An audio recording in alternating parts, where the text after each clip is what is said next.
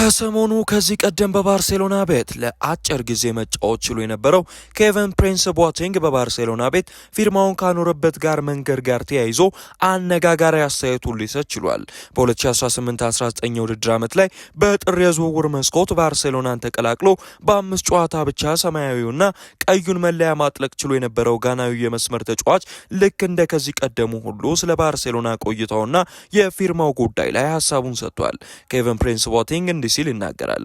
ወደ ባርሴሎና ላመራ በነበርኩበት ወቅት ላይ 2 የስፖርቲንግ ዳይሬክተሮች ነበሩ። አንዱ ኤሪክ አቢዳል ነበረ።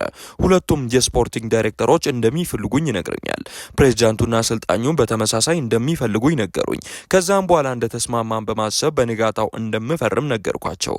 ነገር ግን እነሱ ቆይ መጀመሪያ ሊዮ ሜሲን ማውራት እንዳለባቸው ነገሩኝ። እኔም በወቅቱ ነገሩ ግር ብሎኝ ነበረ። እናም ሜሲ በቡድኑ ውስጥ የዛን ያክል አቅም ያለው ሰው ነበረ።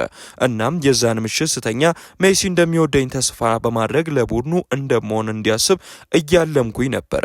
ምናልባት ሜሲ አይሆንም ቢል ኖሮ በባርሴሎና ቤት ኮንትራቴን አላገኝም ነበር ሲል ጋናዊው ተጫዋች ሀሳቡን አጋርቷል። የ38 ዓመቱ የመሃል ተከላካይ ሰርጂዮ ራሞስ ከአሁኑ እየተጫወተበት የሚገኘው ቡድኑ ሞንትሬን በነፃ ሊለቅ መቃረቡ ይታወቃል።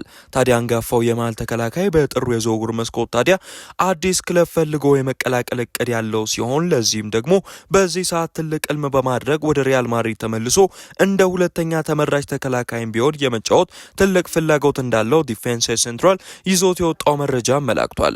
ስፓኒያርዱ የመሃል ተከላካይ ታዲያ ወደ ማድሪድ በመመለስ የእግር ኳስ ሕይወቱን ለመጨረስ እንዳቀደም እየተነገረ ሲገኝ ለሱ ቅርብ ለሆኑ ሰዎችም ይህንን እቅዱን መናገሩ ተደምጧል።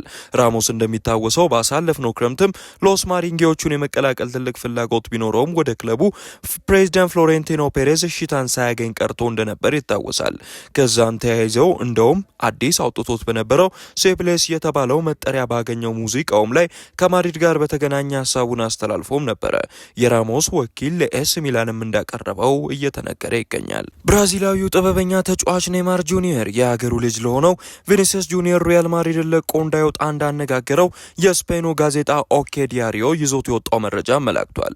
ከቅርብ ጊዜ ወዲህ ከቡድኑ ዋና አሰልጣኝ ዣቢ አሎንሶ ጋር ሰጣ ገባ ውስጥ የገባው ቪኒሲየስ ጁኒየር የ15 ጊዜ አውሮፓ ሻምፒዮንስ ሊግ አሸናፊዎቹን ለቆ ሊወጣ እንደሚፈልግ መረጃዎች በስፋት የወጡ ሲሆን ከሳምንት በፊት ደግሞ ዘ አትሌቲክስ እንዳስነበበው ከሆነ ቪኒ ለፍሎሬንቲኖ ፔሬዝ እና ለክለቡ አሁን ከአሰልጣኙ ዣቢ አሎንሶ ጋር ከገባበት ሰጣ ገባ ምክንያት በክለቡ ውስጥ በድርድር ላይ ያለውን ኮንትራት ማራዘም እንደማይፈልግ እንደነገራቸው ተሰምቶ ነበረ።